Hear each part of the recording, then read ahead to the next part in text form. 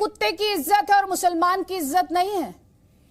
नहीं, पहले तो मैं आपसे ये वाज़ेह करना चाहता हूँ, स्पष्ट कहना चाहता हूँ कि ऐसा सोचना, ऐसा करना, ये इंसानी यानी जो इंसानी दिमाग हमारे अंदर रखा है, मैं कहना चाहता हूँ कि अल्लाह पाक तो ये कह रहा व अंतुमुल आलौना इन कुंतुम मुमिनीन, तुम्हारा अगर तुम ईमानदार हो तो तुम्हें कोई ताकत, कोई शय तुम्हें बेइज्जत नहीं कर सकती, कोई मगलूब नहीं कर सकती। इसका मतलब यह है कि मुसलमानों में आमतौर से आप जैसे लोग, हम तो दावे के साथ ये कहते हैं कि मुसलमान की बेइज्जती कैसे हो सकती है, मुसलमान और बेइज्जत कैसे हो सकता है?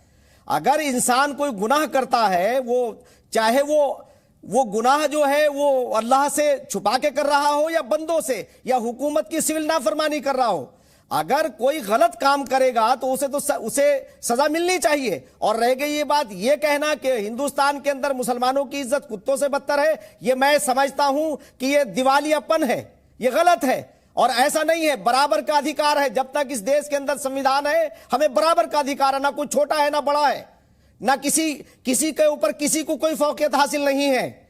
हम दावे के साथ ये बात कहते हैं। और हिंदुस्तान के अंदर संविधान है। अगर कोई आदमी ये कहता है कि हुकूमत ऐसा कर रही है तो वो मिसगाइड कर रहा है, वो मुसलमानों को गुमराह करने की बात कर रहा है। और आज हम इसी लिबास के अंदर, इसी वेशभूषा के अंदर हम अपने भाइयों के साथ पूरे देश के अंदर हम भ्रमण करते जाते हैं। आज तक किसी की हिम्मत नहीं हुई कि हमसे उंगली उठा के बात करे, आज तक नहीं है। क्यों? इसलिए कि हमारे देश का संविधान और लोकतंत्र हमें इसके लिए, हमारा ये अधिकार है और हम आपस में एक दूसरे से मिलजुल के रहते हैं। अगर कोई राजनीतिक तौर से, मैं समझता हूं कि ओवैसी साहब का बयान ये राजनीति से प्रेरित है, उन्हें इसके ऊपर देश के मुसलमानों से माफी मांगनी चाहिए। ये गलत उनका इल्जाम है। मैं आज ये कहता हूं कि देश जो है वो एक इतना अच्छा, हमने इस लोकतंत्र को पसंद किया था सबने। अगर इसमें कमियां हैं तो आप आइए निकल करके, और आपको भी बोलने का अधिकार है, मुझे भी बोलने का अधिकार है। ठीक है, कलेमुल हफीज।